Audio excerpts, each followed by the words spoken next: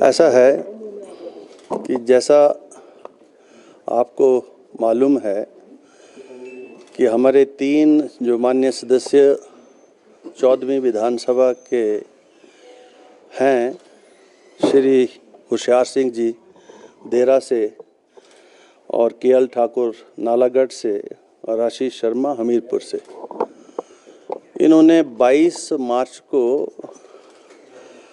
विधानसभा की सदस्यता से जो है वो रिज़ाइन किया और वो रेजिग्नेशन जो था 22 को हुआ। 23 को इन्होंने जो है भारतीय जनता पार्टी को ज्वाइन कर लिया और इसकी इंक्वायरी थी, बीच में चुनाव था। सभी और पार्टीज़ जो हैं, जिसमें एक हमारे पास एक पटिशन भी आई जगत सिंह नेगी जी की तरफ से एंटी डिफेक्शन लॉ में, उन सब की इंक्वायरी करने के बाद जो 3 माननीय सदस्यों ने जो अपने रेजिग्नेशंस दिए थे उनको मैंने एक्सेप्ट कर लिया है और वो तीनों अब जो हैं इस माननीय सदन के सदस्य नहीं रहे। They ceases to be a member of the 14th state assembly from today onwards.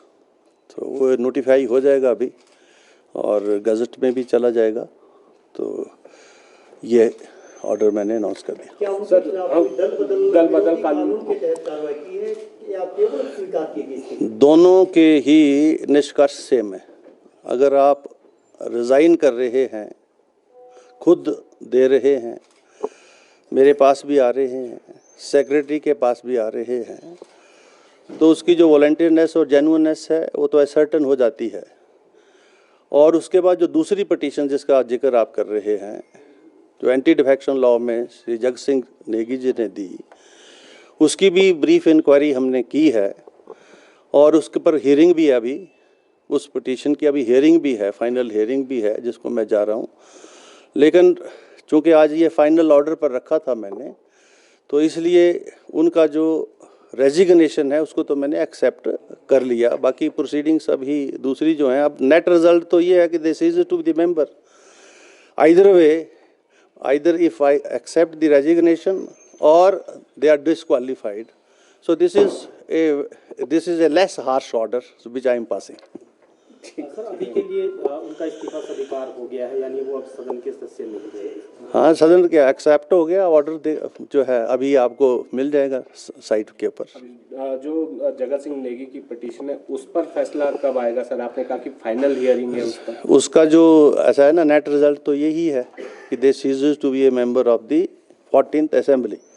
इस 14वीं असेंबली के वो सदस्य नहीं रहे, उनका चाहे आप रेजिग्नेशन एक्सेप्ट कर लो, चाहे उनको डिसक्वालीफाई कर दो। तो मैंने एक हार्श ऑर्डर नहीं पास किया है, बड़ा जो है लेस हार्श ऑर्डर पास किया है। ये तो अब उसकी जो दूसरी पटिशन है वो इनफ्रक्चुअस हो जाती है और जो इससे पेंडिंग मैटर जहाँ कहीं भी होंगे इस रिलेटेड इश्यूज से, वो सारे इनफ्रक्चुअस हो जाएंगे। सर, इतनी देरी क्यों? फिर ये तो आप पहले ही आपने कहा कि इतनी देरी इसलिए क्योंकि बीच में आपको पता चुनाव भी था और सभी को बुलाया भी गया, सुना भी गया, और बजाय इसके कि जो है वो मामला यहीं रहता, आपको पता हाई कोर्ट में भी गया मामला, और हाई कोर्ट से भी जो आदेश अभी तक हुए हैं, जो चीफ जस्टिस साहब का जो ऑर्डर है कि स्पीकर के डोमेन के अंदर हम दखल नहीं दे सकते। अभी वो 3rd जज को रेफर हुआ है, वहाँ फाइनली आर्गू हुआ है, पर उसका कोई मेरे पर कोई उसका वो नहीं है, कोई स्टे नहीं है कि आप प्रोसीडिंग नहीं कर सकते, अपना फैसला नहीं ले सकते।